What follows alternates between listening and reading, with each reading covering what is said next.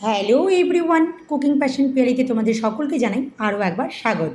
প্রতিদিনের মতো আজকেও চলে এসেছি পিয়ালি রান্নাঘরে। তো পিয়ালি আজকে কী রান্না করবে দেখো। একদম আমার বাবার বাড়ির ক্ষেতের টাটকা পটল, আর সেই পটলগুলোরই আজকে একটা রেসিপি করব। এই পটলগুলো এখন ভালো করে কেটে মানে উপরের খোসাটা ছাড়িয়ে নেব।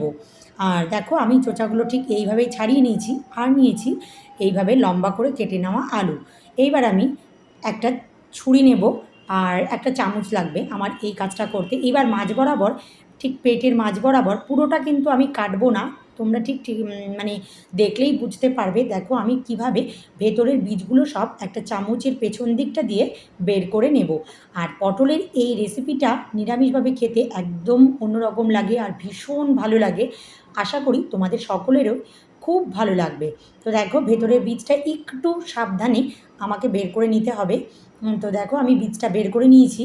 এই রকমভাবে আমি আরেকটা তোমাদের বোঝার সুবিধার্থে দেখিয়ে দিচ্ছি। আবারও ছুরি দিয়ে জাস্ট পেটের মাঝখানটা, মানে পটলের মাঝখানটা জাস্ট আমি এইভাবে ছুরি দিয়ে কেটে নেব। গোটাটা কিন্তু আমি কাটবো না, বারবার মানে বলছি, তোমরা দেখেই হয়তো বুঝতে পারছো। আর চামচের পেছন দিকটা ঠিক এইভাবে নিয়ে আমি এখন উপরের মানে ভেতরের বীজগুলো ঠিক এইভাবে বের করে নেব সবগুলো পটল থেকেই। তো আমার এখন সবগুলো পটল থেকে এইভাবে ভেতরের বীজটা বের করে নেওয়া হয়ে গেছে। দেখো তোমাদেরকে দেখিয়ে দিচ্ছি, তাহলেই তোমরা ঠিকভাবে বুঝতে পারবে। এই দেখো ভালো করে একদম মানে বীজগুলো কোনো বীজ আর ভেতরে নেই। আর এই বীজটা থাকলে খেতে কিন্তু একদমই ভালো লাগে না, সেই জন্যই আমি এই বীজটা বের করে দিয়েছি। আর এইভাবে সমস্ত পটলগুলোই নিয়েছি, আর আমি আলুও লম্বা লম্বা করে কেটে নিয়েছি। এবার এর মধ্যে দিয়ে দেবো পরিমাণ মতো লবণ আর পরিমাণ মতো হলুদ গুঁড়ো দিয়ে, এই দেখো লম্বা করে আমি আলুগুলো এভাবে ঠিক কেটেছি। এবার এই হলুদ আর লবণ দিয়ে আমি 15 থেকে 20 মিনিটের জন্য মেখে রেস্টে রেখে দেবো। আর এই মাখাটা একটু মেখে যদি ভালো করে রেস্টে রাখা হয়, তাহলে পটল আর আলুটা খুব সুন্দরভাবে একটু নেতিয়ে যায়, মানে একটু নরম হয়ে যায়, তার ফলে তাড়াতাড়ি ভাজাটাও হয়।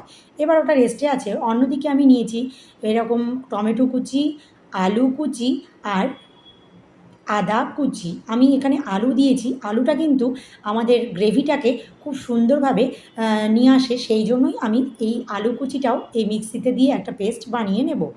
এখন এটা মিক্সিতে দিয়েছি, আর অন্যদিকে আমি কড়াইতে তেল দিয়ে দিয়েছি। আমি তেলে এখন পটলগুলো ছেড়ে দেবো। পটলগুলো ভাজা হতে হতে আমি মিক্সিটা একটু ঘুরিয়ে নেব, মানে মিক্সিতে মশলাটা করে নেব। আর এখানে আমি প্রথমে 5টা করে পটল দিয়ে ভেজে নেব। 6টা দিয়েছি, সরি 5টা না 6টা। এবার এখন দেখো পটলগুলো ঠিক এইভাবে আমার ভেজে নেওয়া হয়ে গেছে। এবার এগুলো তুলে নেব। আর পটলের সিজনে সত্যি এই রেসিপিটা খেতে কিন্তু অসম্ভব ভালো লাগে। তোমরাও এইভাবে করো, আশা করি খুব ভালো লাগবে। আর সম্পূর্ণ নিরামিষ একটা রেসিপি। একঘেয়েমি পটল খেতে সত্যিই ভালো লাগে না। এবার আমার এক এক করে পটলগুলো সব ভেজে নেওয়া হয়ে গেছে। এবার ওই তেলের মধ্যেই আমি দিয়ে দেবো আলু। আলুগুলো আমি এখন ভেজে তুলে নেব। আমার আলু ভেজে তুলে নেওয়া হয়ে গেছে। এবার কড়াইতে তেল দিয়ে দিয়েছি, তেল গরমও হয়ে গেছে। এবার দিয়ে দেবো কাঁচা লঙ্কা, শুকনো লঙ্কা, দারচিনি, এলাচ আর তেজপাতা ফোড়ন, আর দিয়ে দেবো গোটা জিরে ফোড়ন।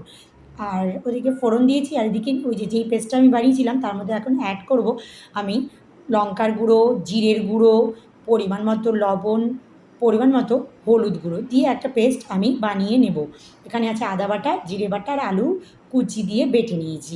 এবার এই মশলাটা আমি এখন সেই ফোড়নের তেলের মধ্যে ছেড়ে দেব। আর খুব সুন্দর একটা গন্ধ বেরিয়েছে বন্ধুরা। এবার উফ কি সুন্দর একটা গন্ধ বেরিয়েছে, মন একদম শান্ত হয়ে যাচ্ছে। এবার দিয়ে দেবো কিছুটা পরিমাণ চিনি। এবার বেশ খানিকক্ষণ আমি মশলাটা কষিয়ে নেব। অন্যদিকে আমি দেখো আলু আর পটলগুলো ভেজে তুলে নিয়েছি। আমার কিন্তু এদিকে মশলাটা অনেকটাই কষানো হয়ে গেছে, মানে আমার মশলা থেকে তেল ছেড়ে দিয়েছে। এই পর্যায়ে আমি এখন ভেজে রাখা আলু আর পটলগুলো দিয়ে আবারও 10 থেকে 15 মিনিটের মতো ভালো করে নাড়াচাড়া করে নেব। আর নাড়াচাড়াটা যতটা ভালো হবে, মানে ভাজাটা যতটা ভালো হবে, খেতেও কিন্তু ঠিক ততটাই ভালো হবে।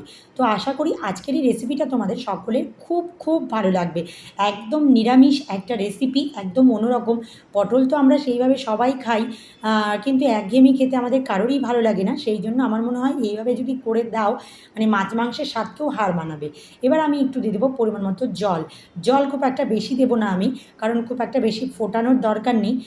আলু আর পটল ভাজতে ভাজতেই অলরেডি সেদ্ধ হয়ে গেছে। তো সেই জন্যই দেখো আমার গ্রেভি হয়েও গেছে। এই পর্যায়ে সবশেষে অ্যাড করব ঘি। আর ঘি, নিরামিষ তরকারিতে ঘি না দিলে কিন্তু একদম ভালো লাগে না খেতে। তো সেই জন্যই এবার কিন্তু আমার একদম রেডি পরিবেশনের জন্য আলু পটলের এই তেল ঝোলটা। তো আশা করি আজকের এই রেসিপিটা তোমাদের সকলের খুব খুব ভালো লাগবে। একবার হলেও আজকের এই রেসিপিটা তোমরা বাড়িতে করো আর আমাকে জানিও কেমন হয়েছে। আর যারা যারা আমার চ্যানেলটাকে এখনও সাবস্ক্রাইব করোনি তারা প্লিজ ওই সুন্দর সুন্দর আঙুলগুলি দিয়ে সাবস্ক্রাইব করে আমার পাশে থেকো। আর যারা যারা ফেসবুক পেজ থেকে দেখছো তারা পেজটাকে ফলো করে আমার পাশে থেকো। আর সবাই আমাকে উৎসাহ দিও, মানে এই কি রান্নাটা কেমন হয়েছে, তাহলে আমি পরবর্তীতে আরও ভালো ভালো রান্না তোমাদের সামনে তুলে ধরতে পারবো তোমাদের ভালোবাসা এবং আশীর্বাদে। তোমরা সকলেই খুব ভালো থেকো আর একবার হলেও রান্নাটা ট্রাই করো বাড়িতে। টাটা।